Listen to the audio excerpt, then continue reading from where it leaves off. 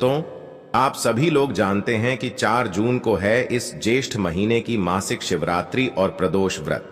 इसीलिए दोस्तों, आप लोगों को इस दिन पंडित जी द्वारा बताया गया अपनी अभी की ही कथा में बताई गई 7 लोटा जल वाला उपाय जरूर करना चाहिए। और दोस्तों, बहुत सारे लोगों ने यह वाला उपाय करना भी शुरू कर दिया है।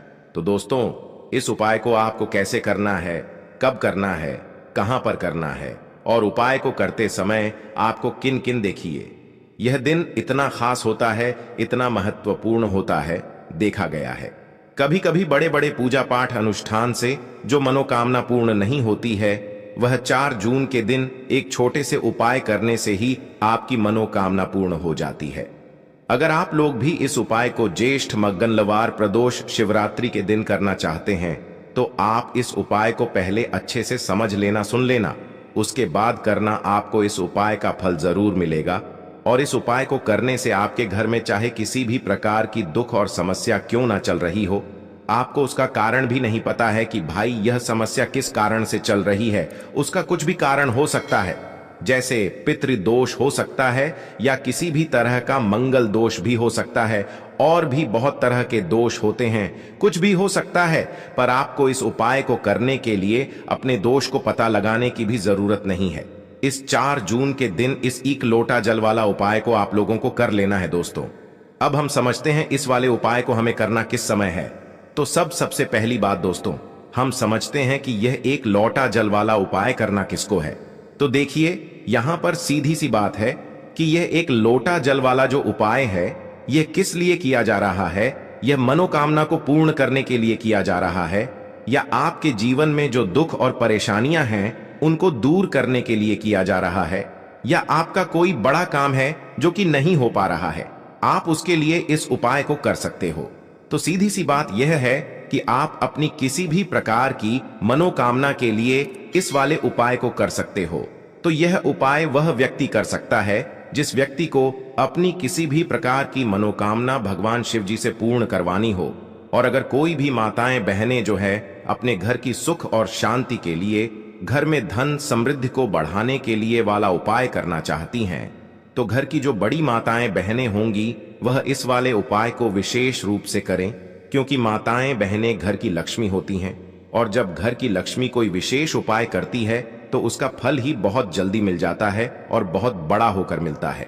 अन्यथा इस उपाय को कोई भी व्यक्ति कर सकता है, चाहे वह बड़ा हो, चाहे वह छोटा हो, चाहे वह बच्चा हो। जिस व्यक्ति को यह 1 लोटा जल वाला उपाय समझ आ गया, वह व्यक्ति इस 1 लोटा जल वाला उपाय को जरूर करे। तो आइए अब हम समझते हैं कि इस 1 लोटा जल वाला उपाय को आपको करना कैसे है, और इस उपाय को करने का जो समय है वो क्या है। तो देखिए, इस मंगलवार प्रदोष शिवरात्रि के दिन किए जाने वाले यह 1 लोटा जल वाला जो उपाय है, यह मुख्य रूप से सुबह के समय होगा। इसलिए आपको कोशिश यही करनी है कि सुबह के समय हम इस 1 लोटा जल वाला उपाय को कर लें।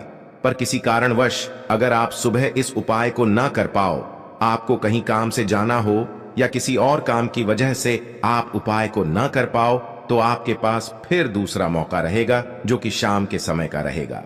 प्रदोष काल का रहेगा, शाम के 6 बजे से लेकर शाम के 7 बजे के बीच का। इस समय के बीच में आप उपाय को करेंगे तो आपको उस उपाय का जरूर फल मिलेगा।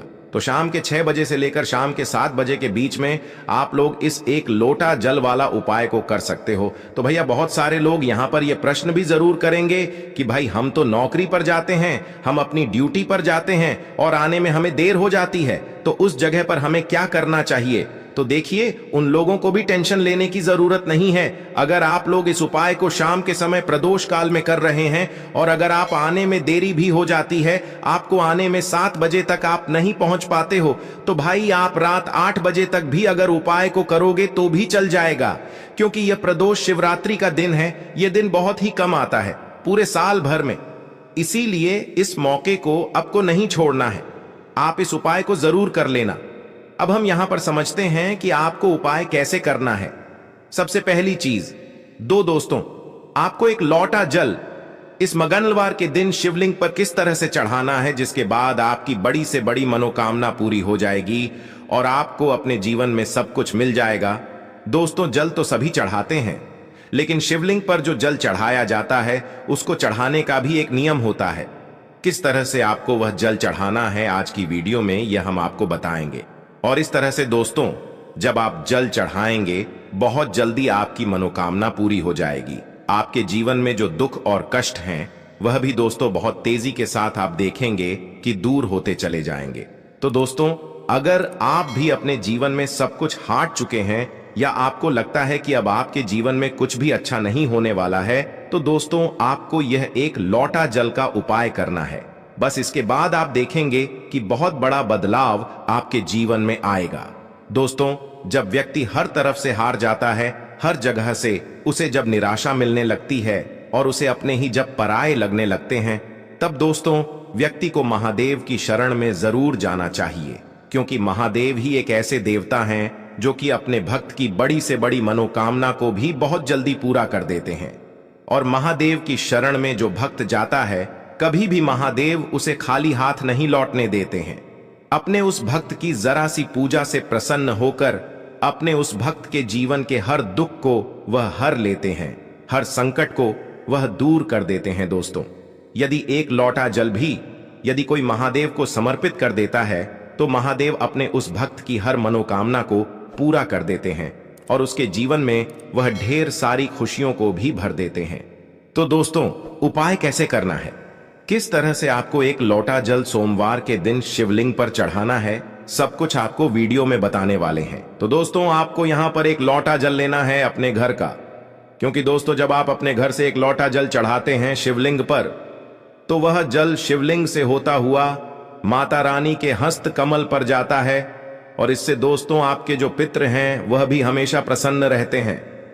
तो दोस्तों, आपको एक लोटा जल लेना है अपने घर से और उस एक लोटा जो जल आपने लिया है उसके अंदर आपको डालना है थोड़ा सा गंगा जल, ठीक है ना, थोड़ा सा गंगा जल डाल लेंगे और एक लोटा जल आप ले लेंगे। इसके बाद दोस्तों आपको लेनी है एक बेलपत्र। तो दोस्तों, वैसे तो 108 बेलपत्र बहुत शुभ मानी जाती हैं, लेकिन एक बेलपत्र भी आप यहां पर ले सकते हैं, क्योंकि एक बेलपत्र से भी शिव जी हमेशा ही प्रसन्न होते हैं। तो दोस्तों, एक बेलपत्र लेनी है आपको, ऐसी जो कहीं से भी खंडित ना हो, यानी कटी फटी ना हो, कहीं से भी पत्ता बेकार ना हो बेलपत्र का, ठीक है। और डंडी के साथ ही दोस्तों आपको बेलपत्र अपने साथ लेकर के जानी है। एक लोटा जल के अंदर दोस्तों आपको नहीं डालनी है, जल अलग से लेकर जाएंगे और एक बेलपत्र जो आपने ली है वह अलग से आपको लेकर के जानी है। महादेव के मंदिर में, आपके घर के आसपास जहां पर भी शिव जी का मंदिर हो, वहां पर दोस्तों आपको जाना है। और सबसे पहले दोस्तों आपको क्या करना है, जो जल आप लेकर के गए हैं अपने घर से, वह जल आपको शिवलिंग पर चढ़ाना है। और चढ़ाते समय जब आप शिवलिंग पर जल चढ़ाएंगे तो फेस किधर होना चाहिए, आपका उत्तर दिशा की तरफ दोस्तों आपका फेस होना चाहिए।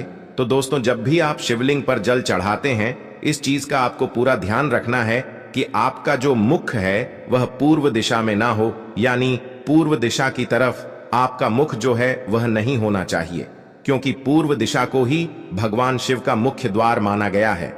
ऐसे में दोस्तों, पूर्व दिशा की ओर मुख करके अगर आप जल चढ़ाते हैं तो इससे शिव जी के द्वार में अवरोध पैदा होता है और शिव जी आपसे नाराज भी हो सकते हैं। तो हमेशा आप ध्यान रखें कि आपका जो मुख है, जब भी आप जल चढ़ाएंगे तो उत्तर दिशा की तरफ दोस्तों आपका मुख होना चाहिए, आपका फेस होना चाहिए। तो दोस्तों, उत्तर दिशा की तरफ अपना फेस करते हुए आपको जल चढ़ाना है। और जो बेलपत्र आप लेकर के गए हैं, बेलपत्र दोस्तों आपको शिवलिंग पर कब चढ़ाने हैं, जल चढ़ाने के बाद पहले आप जल चढ़ाएंगे, फिर दोस्तों आपको बेलपत्र अर्पित करनी है शिव जी को। और जो भी आपकी मनोकामना है वो दोस्तों यहां पर आपको कह देनी है। और दोस्तों, जब भी आप यह उपाय करते हैं, प्रदोष शिवरात्रि के दिन शिव जी आपसे हमेशा प्रसन्न होते हैं और आपकी जो भी मनोकामना होती है वह पूरी हो जाती है, आपको अपने जीवन में सब कुछ मिल जाता है। दोस्तों, जब आप इस तरह से शिवलिंग पर एक लोटा जल अर्पित कर देते हैं, दोस्तों जब आप शिवलिंग पर जल चढ़ाएंगे तब आपको शिव जी का जो मंत्र है ओम नमः शिवाय या फिर श्री शिवाय नमस्तुभयम, इस मंत्र का जप भी करना है। और दोस्तों, यहां पर आपको एक चीज बहुत ध्यान रखनी है कि जब भी आप जल चढ़ाएंगे जल्दी जल्दी आपको नहीं करना है, बिल्कुल पतली धार बनाते हुए ही आपको शिवलिंग पर जल चढ़ाना है। इस तरह से दोस्तों जब आप जल चढ़ाते हैं तो शिव जी को ठंडक मिलती है। आप सभी जानते हैं कि शिव जी ने समुद्र मंथन के दौरान जो विष निकला था उन्होंने ही ग्रहण किया था, जो कि उन्होंने अपने ने गले में रखा है दोस्तों। तो दोस्तों, जब आप हल्के हल्के शिवलिंग पर जल चढ़ाते हैं तो इससे शिव जी को बहुत ही ज्यादा ठंडक मिलती है, और जितनी पतली धार आपके लौटे के जल की होगी उतनी जल्दी दोस्तों आपकी मनोकामना भी शिव जी पूरी कर देते हैं। तो इस तरह से एक लौटा जल चढ़ाई है, आप खुद देख लेंगे कि आपको अपने जीवन में सब कुछ मिल जाएगा। तो ये था दोस्तों पहला उपाय जो करना है आपको प्रदोष शिवरात्रि के दिन। अब जल्दी से बात कर लेते हैं दूसरे उपाय की। यह उन लोगों के लिए है जिनके सर पर कर्जा बहुत है, यानी जिन लोगों ने कर्जा बहुत ले रखा है, कर्जा चुका नहीं पा रहे हैं, बहुत प्रयास करने के बाद भी आप कर्ज के बोझ तले दबते ही जा रहे हैं। आप किसी से उधार लेते हैं यह सोचकर कि थोड़े दिन में ही आप उस पैसे को चुका देंगे, लेकिन कुछ ना कुछ आपके साथ ऐसा हो रहा है कि आप दूसरों का पैसा नहीं दे पा रहे हैं, या फिर दोस्तों आपको धन को लेकर हमेशा परेशान होना पड़ता है, किसी ना किसी से उधार हमेशा ही आपको लेना पड़ता है। तो ये दूसरा उपाय करना है आपको, इस दिन करके देख लीजिए, सारा कर्जा आपके उतर जाएगा और धन से जुड़ी जितनी भी समस्याएं हैं, जितनी भी प्रॉब्लम्स हैं, वह बहुत तेजी के साथ दूर होने लगेंगी। तो दोस्तों, उपाय को करने के लिए आपको यहां पर लेना है शहद, ठीक है ना, शहद लेना है, और आपको सोमवार के दिन शिवलिंग का अभिषेक करना है शहद से। तो दोस्तों, कितने सोमवार करना है? ये उपाय आपको कम से कम 5 मंगलवार करना है, करके देख लीजिए जी। आप देखेंगे कि जब आप शहद से शिवलिंग का अभिषेक करेंगे तो आपके जीवन में जो कर्जे से जुड़ी समस्याएं हैं वह दूर हो जाएंगी, और इसी के साथ दोस्तों धन वृद्धि आपके जीवन में बहुत तेजी के साथ होगी, और जितना भी कर्जा आपके सर पर है वह भी दोस्तों बहुत तेजी के साथ उतरने लगेगा। दोस्तों, जब भी आप कोई उपाय करते हैं पूरी सच्ची श्रद्धा के साथ करते हैं, भोलेनाथ पर पूरा विश्वास रख करके करते हैं, तो दोस्तों भोलेनाथ अपने भक्तों के जीवन में जितने भी दुख और कष्ट होते हैं उन्हें तो दूर कर ही देते हैं, अपने भक्तों को कभी वह दुखी नहीं होने देते हैं। तो दोस्तों, अगर आप अपने जीवन में हर तरफ से हार चुके हैं, हर तरफ से आपको ऐसा लगता है कि आप कोई उम्मीद नहीं बची है आपके जीवन में, तो दोस्तों आपको महादेव की पूजा इस दिन जरूर करनी चाहिए, और सरल से उपाय जो हमने आपको बताए हैं उन उपायों को आप करके देख लें। आप देखेंगे कि आप अपने जीवन के समस्त दुखों से और कष्टों से हमेशा के लिए छुटकारा पा लेंगे। तो दोस्तों, देवों के देव महादेव की शरण में जो व्यक्ति जाता है काल भी उसका कुछ नहीं बिगाड़ पाता है, आप सभी जानते हैं। तो दोस्तों, आपको एक बार इन उपायों को जरूर करना है। तो चलिए अब जल्दी से बात कर लेते हैं अपने तीसरे उपाय की, जो कि इसी दिन ही आपको करना है। और यह जो तीसरा उपाय आपको बताने जा रहे हैं, इस उपाय को करने से मां लक्ष्मी की कृपा आपके घर परिवार पर सदैव बनी रहती है। और देखिए, मां लक्ष्मी की कृपा जब सदैव बनी रहेगी तो कभी भी आपको अपने जीवन में धन की कमी का सामना नहीं करना पड़ेगा। देखिए, सुख और दुख तो जीवन में लगे रहते हैं, है ना, लेकिन दुख कब बढ़ जाता है? जब व्यक्ति के पास धन नहीं होता है ना। क्योंकि अगर व्यक्ति के पास पैसा है तो अगर उसका स्वास्थ्य ठीक नहीं है या कोई छोटा मोटा दुख जीवन में आ भी गया है ना, तो हमें लगता है कि हाँ चलो हमारे पास पैसा है, हम डॉक्टर को दिखा सकते हैं, कुछ भी कर सकते हैं, है ना। लेकिन अगर पैसा ही नहीं है तो हम अपना इलाज तक एफर्ट नहीं कर सकते, इलाज तक नहीं करवा पाते हैं। जब व्यक्ति के पास पैसा नहीं होता है तो इससे अंदाजा लगा सकते हैं कि पैसा कहते हैं सब कुछ नहीं होता है, लेकिन ऐसा नहीं है कि पैसा कुछ भी नहीं होता है, पैसा बहुत जरूरी होता है। तो देखिए, करना क्या है, आपको इसी प्रदोष शिवरात्रि के दिन पक्षियों को कुछ ना कुछ खाने के लिए जरूर देना है। आप कहां पर देंगे? देखिए, इसे आप अपनी छत पर भी दे सकते हैं। अब बहुत सारे लोग क्या करते हैं कि पक्षियों के लिए छत पर दाना तो डालते हैं, लेकिन वहां साफ सफाई नहीं करते हैं। उससे क्या क्या होता है कि राहु एक्टिव हो जाता है और फिर बहुत सारी चीजें जो हैं वह जीवन में बिगड़ने लगती हैं। तो आप अपनी छत पर भी पक्षियों को दाना दे सकते हैं। बस ध्यान यह रहे कि कभी भी पक्षियों की जो बचे हुए दाना होती है वह आपके छत पर ना हो, हमेशा साफ सफाई करते रहे। आप यह पक्षियों को दाना किसी बाहर भी जाकर दे सकते हैं।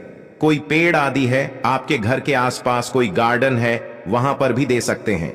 इस दिन आप पक्षियों सेवा जरूर करें, उनके लिए पानी की व्यवस्था जरूर करें। क्योंकि इससे क्या होता है कि श्री हरि विष्णु आपसे बहुत जल्दी प्रसन्न होते हैं, और श्री हरि विष्णु प्रसन्न हो गए तो मां लक्ष्मी तो प्रसन्न होती ही होती हैं।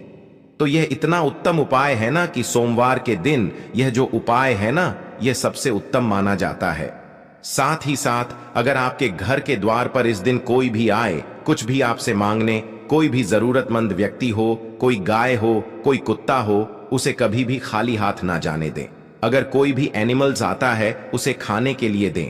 कोई जरूरतमंद अगर व्यक्ति आपके घर पर आ रहा है तो उसकी मदद भी आप इस दिन जरूर करें। तो देखिए